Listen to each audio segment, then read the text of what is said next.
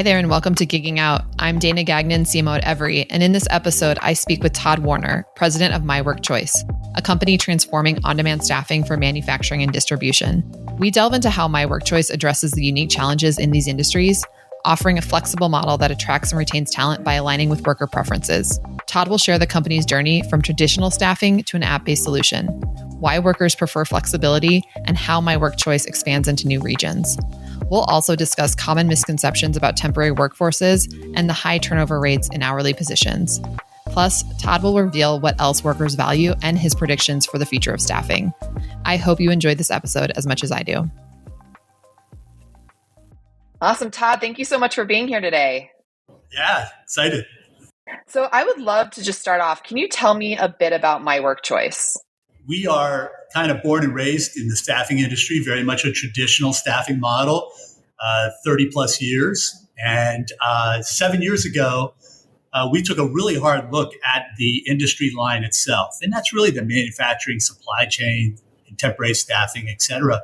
And we really felt the deliverable had problems, taking on water, engines, firing out. Even then, 7 years ago, when you think about it and how it's all progressed in the world today, but we were analyzing data, and the data was showing us, and I'm going to really speak to that sub $20 an hour production worker in these lines of business, right? So that's a whole different world, right? That's not the skills and the management levels and supervisors, but it's really those entry level, really a large group, larger than I think most people realize out there in the U.S. On the staffing industry side, it's about a $70 billion industry line. But a lot of people out there working at that rate were already showing their displeasure maybe with the jobs, the work models, et cetera. And we saw the influence of millennials at that time, and Gen Zs were just starting to enter. And you really saw folks just bottom line, the data was screaming, just don't want to work the traditional hours. And we decided and committed hard, and that's a good thing about being a small company is you can kind of pivot fast. And somebody comes in with a good idea, and we all sit around. It seems like a good idea. Let's do it. So we really pivoted hard into we were going to come up with a better solution, something that we felt that was better for the future. What happened was really based on a real easy premise, which was instead of fighting against the worker, what if we went with them? Because really, the concerns at the time were, one, the workers were uninterested in these jobs. And really, you look at the new generations, too, it's not surprising, right?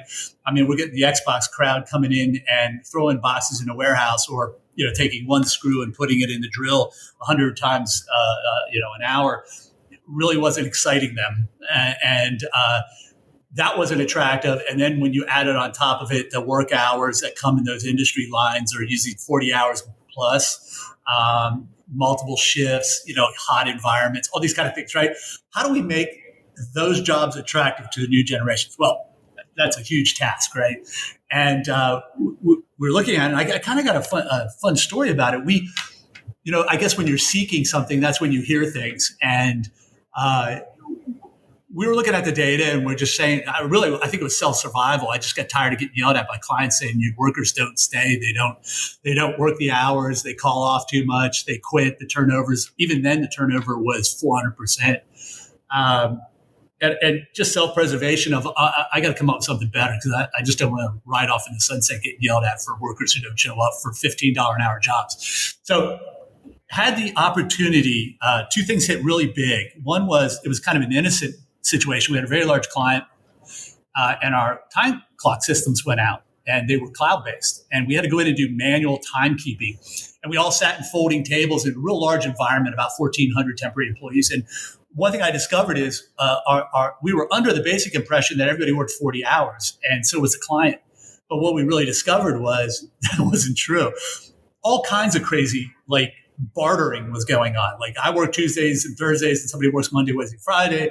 And then I saw the time cards that added up the average work hours and the times, and it was far below the 40 hours. And then when I talked to the supervisors, they said, hey, listen, we do whatever it takes to get the job done, and we have all kinds of special arrangements.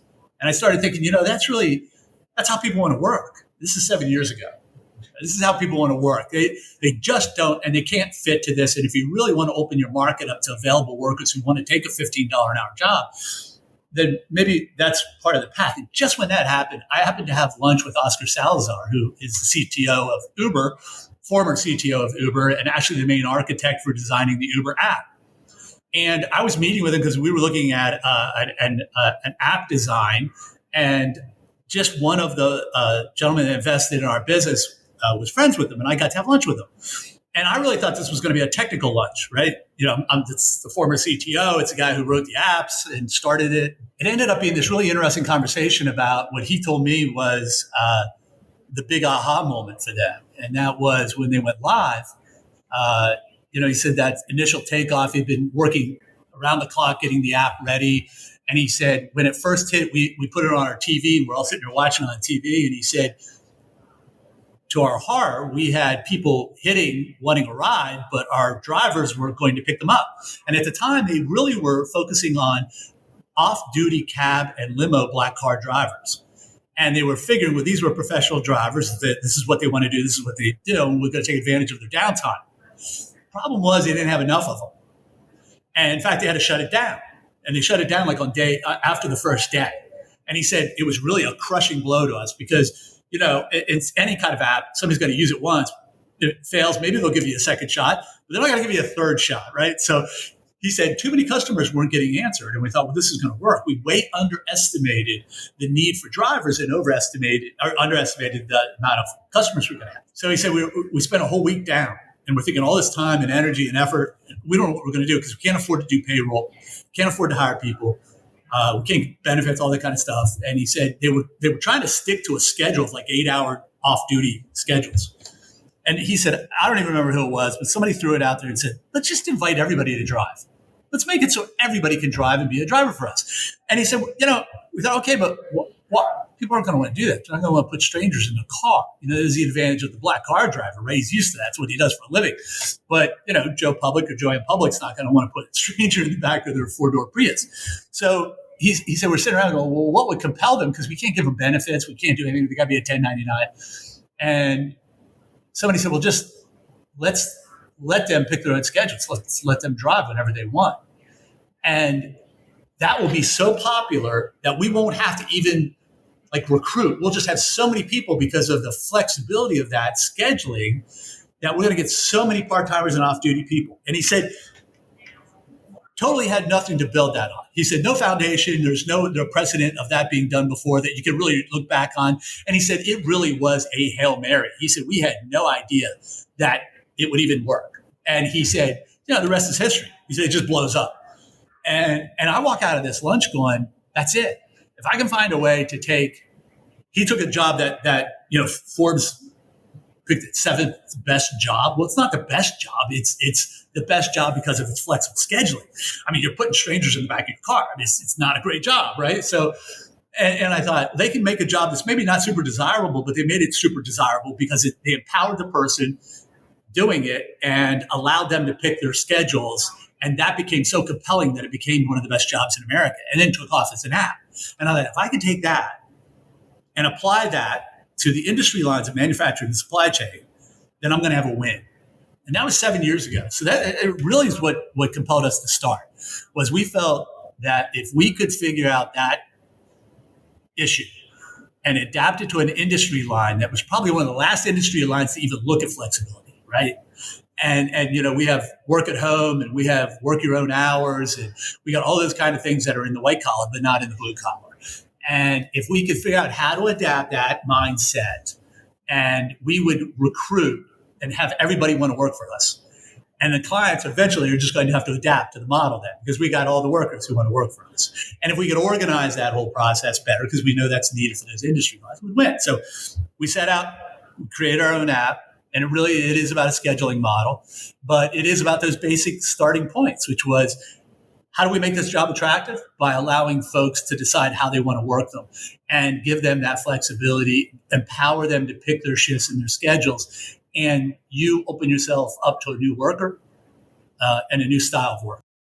Wow, that's wild. I have Yeah, it is. I have so many follow-up questions. So 7 years ago, you have this aha moment. You said you had to pivot fast. How did you even start? Like, where do you begin? I don't even So know. this Yeah. this is a good story too, and literally this is right after my lunch. I go down to a client of ours, and it's our first client we ever had. It's still our largest client, and it's a Fortune 100 company. And I go in to talk to it's Stanley Black and Decker. We have a great partnership, and I walk into a large distribution center that was struggling from all these issues. Couldn't keep workers, high turnover, blah blah blah. And I literally on a whiteboard, I stand up and I go, okay, here's my idea. And on a whiteboard with their supervisors, the head of the plant, HR, all sitting there, I draw on a whiteboard an idea I have. And it is to invite a community. Let's go out there and recruit a group of workers, more than what you need. Because all the data is showing, hey, they're averaging about 28 hours a week here. They're quitting, you're pointing out, and everything else because they don't want to work 40. Let's stop that. Let's put a bunch of people in a community. Let's let them kind of job share this job, and let's see how it goes. And they agreed. They said, let's give it a shot. What do we got to lose? I mean, nothing else is working. and let's try it. And we'll try it in one department. I didn't have an app. I went home. I literally Googled and found When I Work, which was an off-the-shelf app, which was a self-scheduling tool. And I had a 90-day free trial. So I went to my team and said, hey, listen, let's give this a whirl. So we went out and recruited, invited them into the app, managed the app, set it up for that client. And the rest is history. It took off. We filled all the shifts. We were running at 100% fill rate at the site. We had a waiting list of folks. We had all these cool things that came out of that. And then we took that learning experience and then we set out on building our own internal app. And that's where we are today. Oh, that's awesome. I love. So it all started a 90-day free trial. Yeah, that's amazing. What a good plug for that.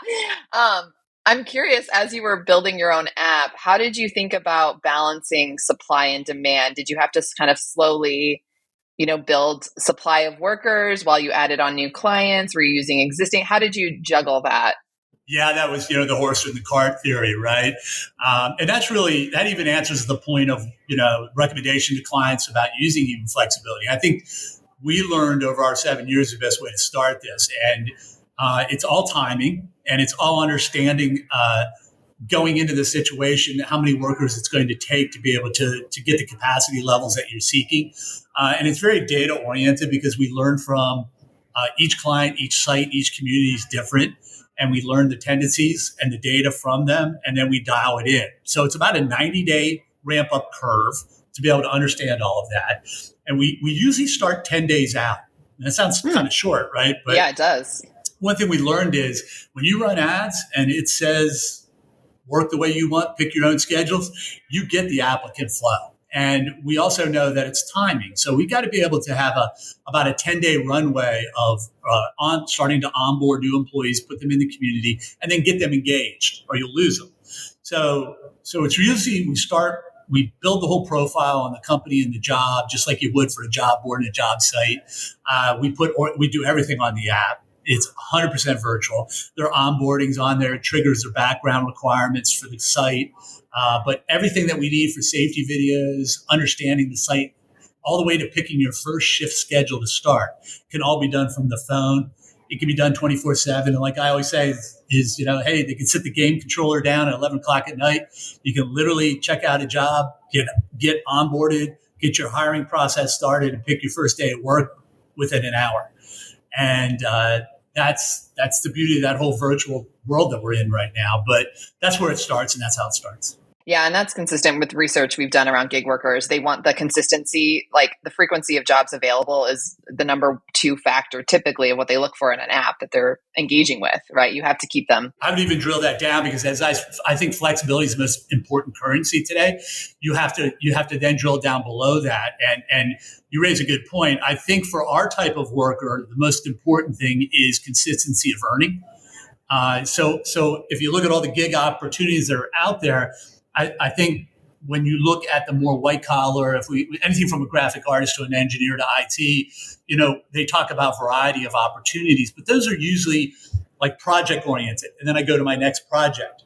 The workers we deal with are really looking for consistent earning. And I like to say they almost go the other way. And that's what I love about gig. Gig can mean a million different things. And in our world, though, we feel our work and our data proves this out. They don't want new opportunities. They actually want an opportunity that's flexible, that will be long-term consistent earning. Because if you think about it, folks don't really want to go through new start hire anxiety 3 times a week. It sounds horrible. Right, exactly. So I want to go to a place that I'm not familiar with, don't know. I want to go to, they know my name, I'm safe. I know I'm going to make money every time I go there. I'm competent at the job and I feel confident and comfortable about it. That's what's really important. So we learned that really early in the game, that I think Wall Street and I think investors tend to really lean into people just want choice and variety and all kinds of things. I think if you really look hard at certain niches, you're going to see different results. And I think in our niche, that's not true. They want a consistent earning opportunity. So they know that, just like it's almost a counterpoint to some of the other gig situations. If you think about ride sharing or delivery services, they're super convenient. They can fit around a lifestyle. And they're great opportunities to make some money, but the consistency isn't always there. If I go out Tuesday night, I might not make any money. And that's part of the give and take of that type of relationship. Whereas we think we have an advantage, and we tell our clients this: hey, listen, you can take a great company here, and one of your assets is the fact that you are offering a consistent earning. So you can actually counter the more extreme gig opportunities out there by saying, hey, listen, every time you show up at our door, whether it's for 4 hours or it's 8 hours or it's 5 days a week or it's 2 days a week, you're able to earn, and you're going to earn every single time. Do you find that your workers tend to work for other gig companies as well? Are they patching together a bunch of jobs? Or Well, that's one of the things we do at MyWorkChoice is we build a community profile when we start with a client, because all the needs are different. I can give you a really good example. So we have a client, Saddle Creek Logistics, and they work with clients like Ipsy and stuff like that. And what they do is they're real heavy front end on the month. So the first 10 to 15 days of the month, they're putting together the mailers that are going out, right? The rest of the month, they really don't have much going on. So they can go from 250 employees in the first 10 to 15 days and drop down to 25. Well, what was happening in a traditional model is they were using all these agencies, and temporary agencies were hiring people who would work for 10 to 15 days. Then when they discovered there's no more earning for the rest of the month, they would quit. So every month they had to rehire a whole new population. And that was terrible, right? You didn't get proficiency. You had to retrain everybody. There was no commitment levels whatsoever. So we went out, we built a profile. And we're lucky because in today's world, you can build really unique profiles. And this profile was this. We wanted a gig community. We wanted a heavy gig community. We wanted people that were using 2-3 different gig opportunities to piece together their earnings. And we would add one more option for them, an option that would be 10 to 15 days. They can work half shifts or full shifts, and they can make X number of dollars and piece that together with their door dashing and their et cetera, et cetera. And we were able to dial in this great loyal community that stays around every month, that works those 10 to 15 days, and then they're doing their other gigs while that's happening.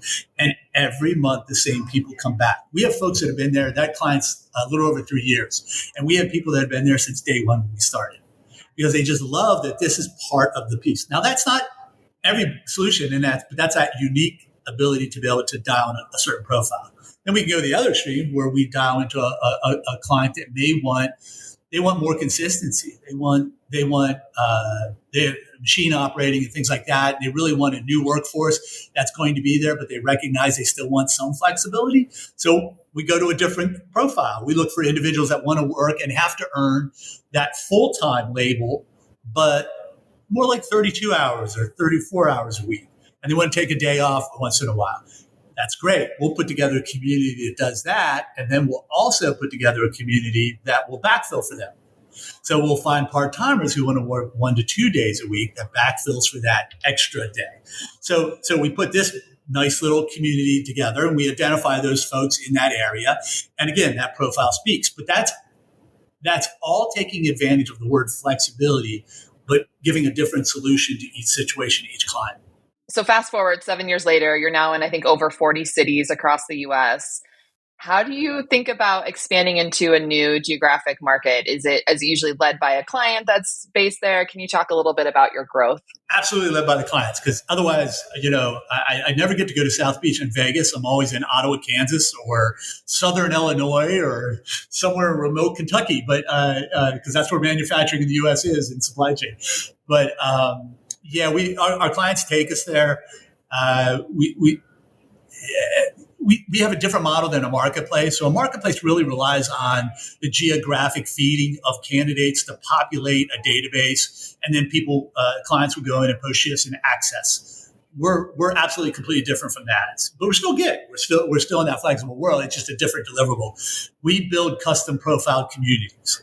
So we don't care that we've never been in Ottawa, Kansas before. We go to Ottawa, Kansas for a client, and we're going to build a community for that. Some advantages to that. The people answering our ad are more committed. And what I mean by that is they know the job that they're applying for. They've acknowledged that and have said, this is what I want to do, and I'm interested in it, and I want to do it long term. And that's what we're seeking out there. Whereas in a marketplace, I may want to try different things. So I'll look at a job today that does this, and I'll look at a job that does that tomorrow, and things like that. Ours is completely different. So we go into that area, and because we are 100% virtual, we start in about 10 days after the profile is built. We literally could go anywhere and start anywhere, and we do. And the days of you go into the office and fill out the application on a clipboard from 1 to 3 are gone.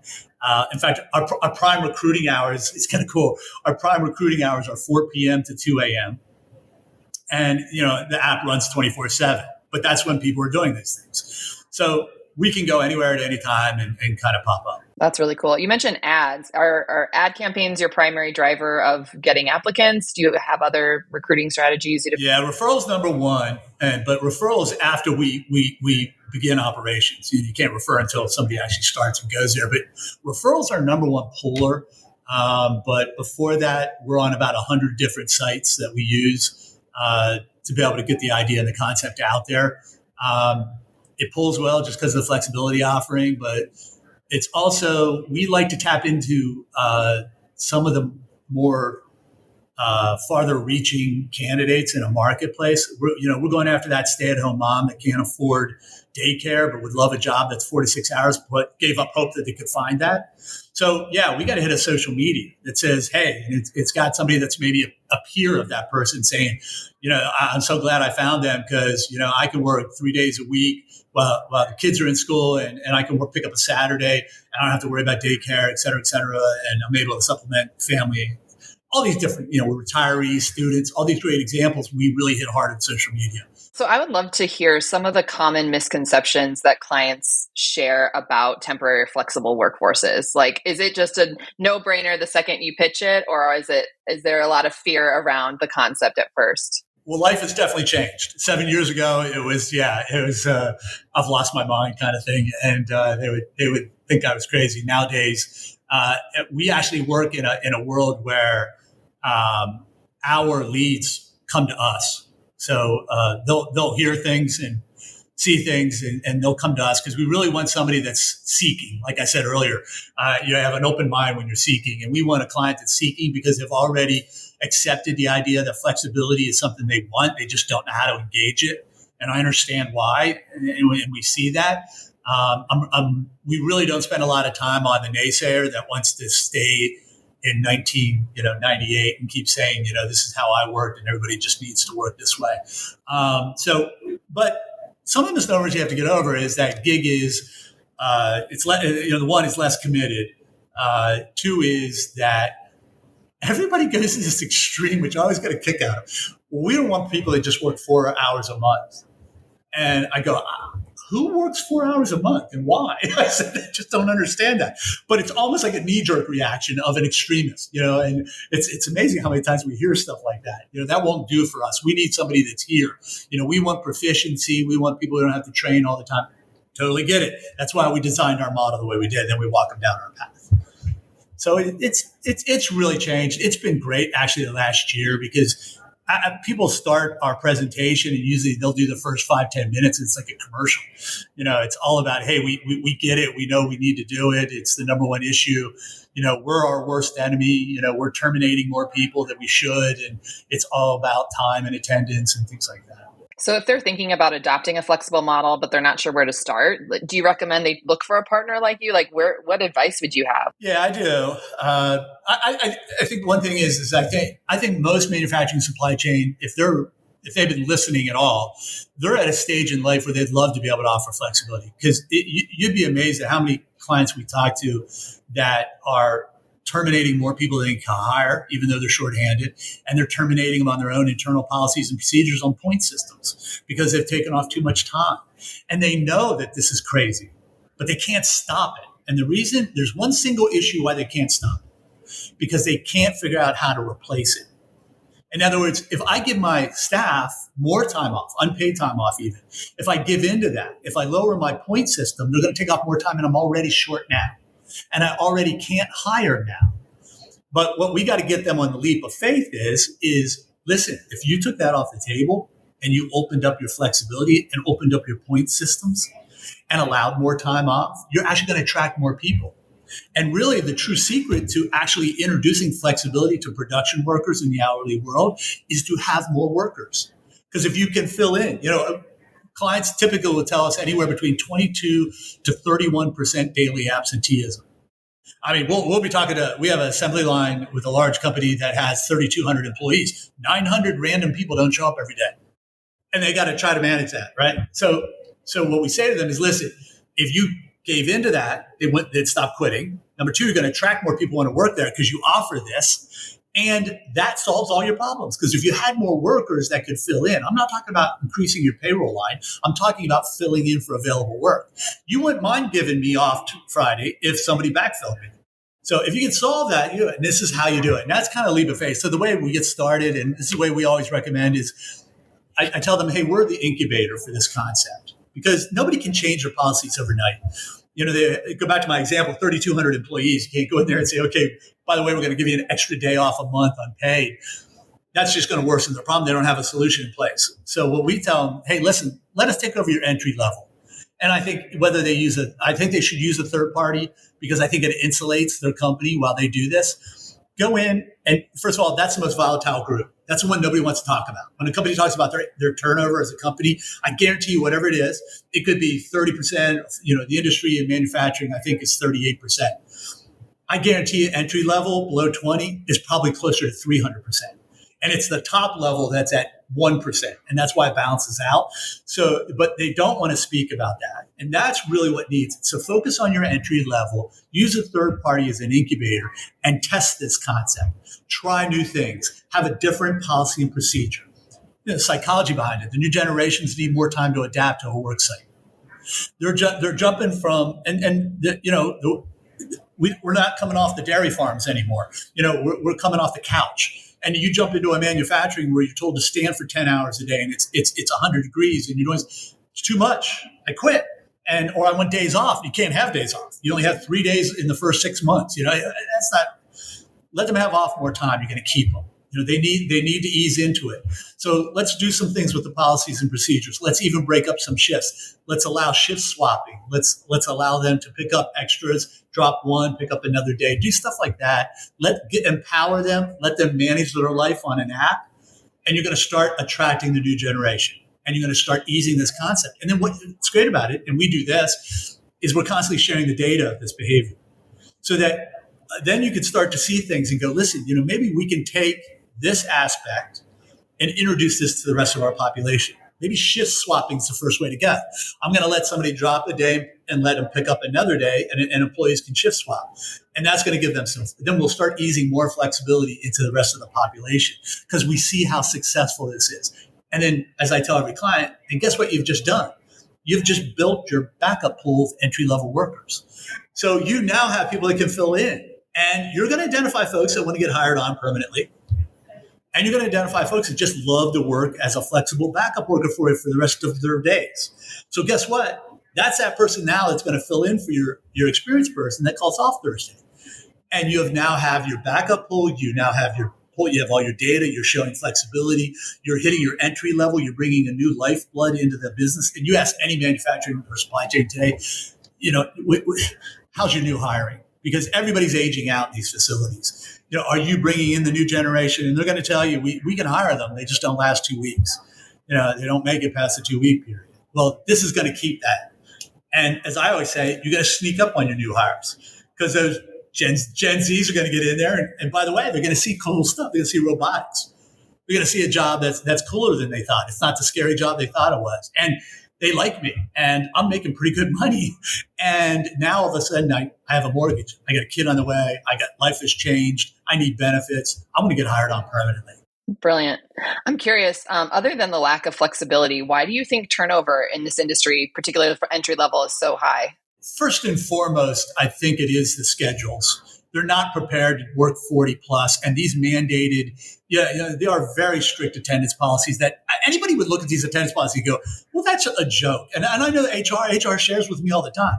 This thing is like 20 years old. It's terrible. Nobody does this. We don't do this. If my kid's sick, I take the afternoon off. Nobody says anything. But if you're a production worker, you get a point, and you get 3 points, you're terminated. And it's like, this is nonsense. So I think a lot of it has to do with the schedule. But second is, these jobs aren't the dream job. And Gen Zs and millennials, which is the largest workforce out there now, they don't wake up in the mornings wanting to work in manufacturing. And they don't want to work in supply chain. They'll do it if they have to make money. And even that's tough when you have so many choices. And I tell them, if you want to talk about why we have high turnover, it's because that group that I'm talking about is creating their own flexibility. And they're using the fact that when you go on Indeed in any market, there's 500 entry-level jobs under $20 an hour that don't require experience. I'm going to create my own flexibility because I'm going to work for these guys for 2 or 3 weeks, make some money. And then when I don't like it anymore or somebody looks at me wrong because I want to take a day or two off, I quit. Because guess what? 499 more to go. And I am bouncing around because that's what people say to me. I don't understand why they only stay for 2 or 3 weeks and why they quit. What are they doing? I go, well, they're just going job to job. They're creating their own flexible life world out there because you won't bend. They'll bend for you. And that was the big change when the unemployment level dropped. We saw the leverage switch. It went from the leverage of the employer who's used to people lining up at their door. And I can mandate my rules. I swear that's where 12-hour shifts came from because guess what? You either do it or you don't have a job. So I'll force anything on you and act like it's a good idea. But soon as job choices hit and unemployment dropped down into those 3.2s, the 3.8s that we see out there, all of a sudden choices shift leverage to the actual employee now. So the employee says, I'm going to use this and I'm going to create my new world. So to get ahead of all that, to be attractive, to win, to actually outperform gig jobs, take your normal traditional manufacturing supply chain, introduce flexibility to it, allow movement of schedule, allow them to pick their own hours. And you're now going to have a new long-term workforce. You're going to attract more people. You're going to have consistency of earning. You're going to now make that job appealing, just like putting a stranger in the back of the car for Uber was. You've now taken that job and made that a cool job too. And that's what's going to win in the market. Yeah, makes a ton of sense. I'm curious what you hear from workers that they also value in addition to flexibility in terms of, I think on the worker side, the concerns about gig work can be lack of benefits.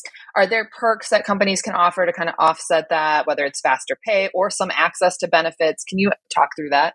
Absolutely. We use same day pay as a leverage point. It's just an important option. We have about 44% of our population participates in it.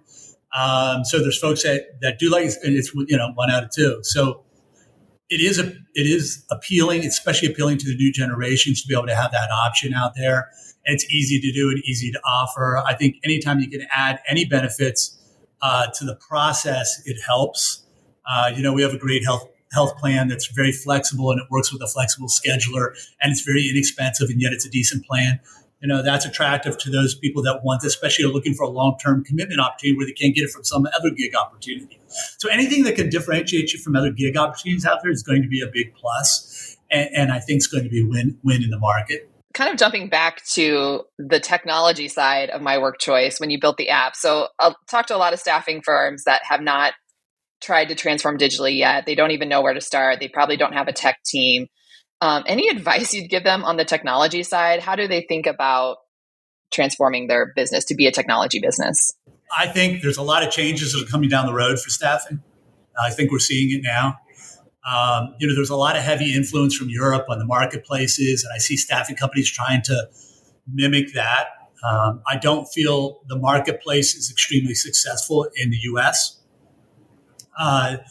One is the W-2 1099 issue, but second of all is it's an underestimation of the client's desire to participate in this activity. This has been a delivered service for 75 years. Now, all of a sudden, we're asking very lean operations in manufacturing and supply chain to, hey, post your own shifts, pick your own people, manage them on a site. They don't want to do that. They don't want to post their shifts every day. They don't want to do that, and the management of that. They're not prepared to do that.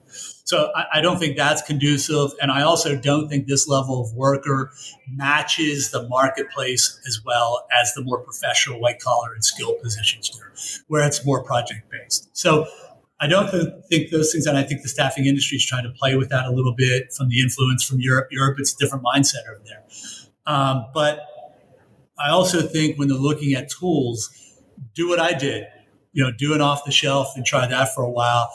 The industry's coming around. You're starting to see more staffing industry software starting to introduce some of this. And it's a matter of time till day schedules, flexible schedules, schedule movement is going to become part of it. It is interesting. You raised a great question because I just saw a large international staffing firm so proud of the fact that they now have an app where you can apply online and see the jobs. And I'm thinking, man, like a decade late maybe, but it's like, where have you been? But the whole model, the whole industry is really under, I think, a lot of turmoil. It's an industry that's brick and mortar. We used to, in the old days, we bragged about, it wasn't how much revenue, it's how many branches you had. That's the real old days. Now it's, now you look at it, you go, how do they unravel from 700 and 1,000 branches out in the U.S. with 3.5 employees? And the primary purpose of those branches was geographical convenience for recruiting. So you go into a metro market and you pick your dots out and say, well, to be convenient to all that applicant base, we've got to have 5 locations to cover this market. And then we got to have the employees and the infrastructure and everything else all at cost. It's all been replaced virtually now, right? Everybody wants to do this from their home, ideally, and you want to do it online. You don't want to go into a branch, fill out an application. So how do these staffing companies uncoil from that? They have this footprint. They have all this brick and mortar. They have relationships in every market, and they have revenue. And the fear is if I close all my branches, then my relationship with those clients that are out there and all my revenue is in jeopardy. And I understand that. It is a risk. But the need to recruit that way isn't there anymore. And we're starting to see staffing companies go through that. And it actually sends shivers on my back because they're now saying, telling their branch offices to put their applicants into the app, right? Push them into the app. Let them apply through the app. Let them see the jobs through the app. Well, do they come in the morning and realize I'm pushing them into what is my job and my job's going to go away? So they have to figure that out, bless their hearts. But, we're lucky in our world. We started virtually 8 years ago, and we're still doing virtual. So we don't have any brick and mortar anywhere in the country. So we don't have to do that. But that's going to be a major, major change is how to unravel from the brick and mortar model, the old come in and fill out an app, and then, we fill the order, we call people up or text people and put them on a job order, when the world is moving towards everything self-driven. Let the worker make the selection, apply, assign themselves. And in our case, we have one of the things that's really unique is an automated backfill. So when our employee decides that they want to drop a shift, which we have some rules and parameters around, but you can drop your shift, another employee picks that shift up and replaces it. Because you get a notification saying, Danny, your favorite shift just came available. Do you want it? You can go, yeah. And I hit a button, I backfill. And all that happens at night when I'm sleeping. And that used to be the job of an office supervisor in a branch doing that, right? And now it happens around the clock by the app, all self-driven. Well, we just replaced about 78% of the cost of operations in the staffing industry with that model. Yeah, it's wild to think of the manual work that would take. in the old model. And it's interesting. I mean, we've surveyed recruiters at staffing companies, and they still say things like job fairs are the best place to find candidates. And I'm like, I can't even remember the last time I heard of anyone going to a job fair or seeing a job fair. I mean, I think maybe college students still go, but it's just an interesting, I think it's going to take some time. And yeah, you're right. It's a very complex problem to solve. You started touching on W-2 versus 1099. I love this topic because it's, there's so much debate around it. I know MyWorkChoice deploys W-2 workers. Can you talk about how to think, if I'm a staffing agency, how do I need to think about what type of worker classification do I need to have in my labor pool? How do you think about it? I think without a doubt, I don't think production workers under $20 an hour are fit the IRS standard and the new standard for 1099. Just flat out, it doesn't match it. They're not their own boss. They're not bringing their own equipment. They're not self-managed. They're not self-trained. They don't bring supervisory experience to it. They're not making their own hours. No, they're working side by side with a full-time employee that is supervised, that's trained, that's given the equipment, that's mandated the hours they work. That is a W-2 employee. So we feel that's a struggle. There's certainly those folks trying to do it out there, and they're also having lawsuits of when something happens, when they don't get overtime pay or something happens about their job, then they're sued and they're defending that position. We don't feel that that's responsible to put our clients into that position because we don't think it is legal. There is a place for 1099s. And if they meet that criteria, and it is a very valuable tool and it's used very well, but it's not that sub $20 an hour production worker, which is not. And the second thing that's really important about that too is that if they're a 1099 coming in, besides the fact that and clients, by the way, think they're insulated. I always think that's interesting. They think, well, that's on the marketplace, that's on the person that's doing the 1099, et cetera. No, it's not. They're working under your roof. They're doing your job, your production. They're being supervised by your people. And if something happens, they're going to come back on you as well. And in fact, if the other side can't defend itself, they're really going to come back on you. And then that leads into workman's comp. A W-2 employee, a workman's comp is a more robust insurance than an accidental occupational that the individual picked up for that day and paid $8 and signed up for that on the site. That has holes in it. And if you have and when we talk manufacturing and supply chain, I mean, you can have catastrophic workman's comp cases. And you have something like that, accidental oc's not going to help you. And they're absolutely coming back on the client. So I think it's a massive risk. And that's why we position, and you have to understand the motivation is if I had 1099s, I wouldn't have to cover payroll. I wouldn't have to have a massive workman's comp insurance plan that requires gigantic down payment and escrows and et cetera. But that's a commitment to be able to do it the right way. You can cut corners and just do 1099s. And the client kind of likes it too because the bill rate looks different, right? Because they're not having to, the other side's not having to do payroll taxes. So, and they're not having to pay an expensive workman's comp. So they can offer cheaper markups. Well, I'm getting this cheap markup. I'm getting the worker, and it's on them. Well, none of that's really true or accurate. So as you can see, I'm a little passionate about that. How do you manage all the compliance, tax filing? Like, do you have partners that help you with that? Do you manage that internally? We do internally. I mean, that's our bones, right? Our bones was the staffing industry. So we have experience doing that. And we have a great partner. Our workman's comp Carrie's great partner. And we have a lot of safety and risk, and we take that extremely serious. And just on a side note, by the way, excellent risk with our model. And it's different than the traditional. So what I'm used to in the traditional world and what I'm not used to in the flexible world was how much improved our safety and risk numbers are. And one of it's probably logic, right? Our folks don't work as hard. They're not being pushed into overtime. We don't have people working 68 hours a week and they get tired, exhausted, and injure themselves. So we don't have that. It's just not part of our world. So that's a big plus. And then I think on the secondary side is I think people so appreciate this job that I hate to be cynical, but we don't seem to have the fraud cases. I probably shouldn't say that out loud, but in the other world, we're always battling fraud and things like that. And in our world, we just don't see it because I think people just appreciate it. We definitely have a different caliber of worker that works within our model. I mean, we're accessing professionals. You know, our demographics are great. We have 58% of our workers are female. Well, you go into some manufacturing and it's like 26%. You go into supply chain, it's about 27%. Well, we're doubling that in our world. Why? Because that group of workers is the worker that probably needs, at times, more than most percentages say, the flexibility in life schedule. We offer that, and that's how we're able to attract it. And it's a phenomenal workforce because it's a workforce that's super loyal, that appreciates this opportunity that they can't duplicate somewhere else. So a lot of side benefits from the flexible offering model than what we even anticipated. I always like to end on a future-looking question. What's next for MyWorkChoice? What are you excited about for the future of the company? I'll tell you what we're excited about is an all-inclusive solution. So the staffing industry is always considered supplemental. You need extra workers. I like our model as a complete holistic approach to their hourly production workers. And what works for us successfully right now in providing supplemental pools of workers is also something that's going to work for all hourly workers going forward.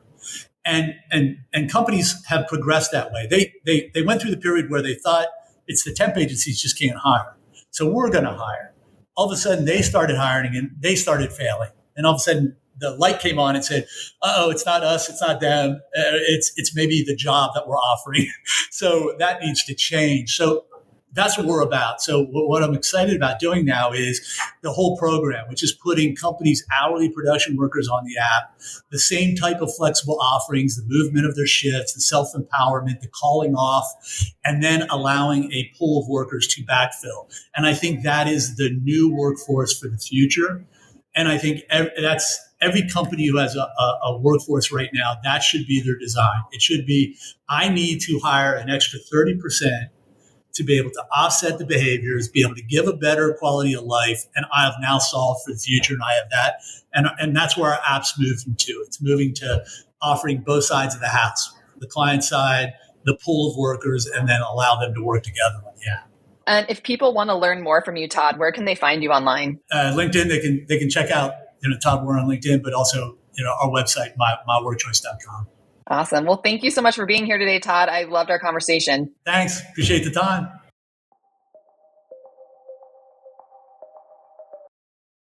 This podcast was brought to you by Every. We work with gig companies, marketplaces, delivery businesses, and more to pay their workers fast. You can learn more at every.com.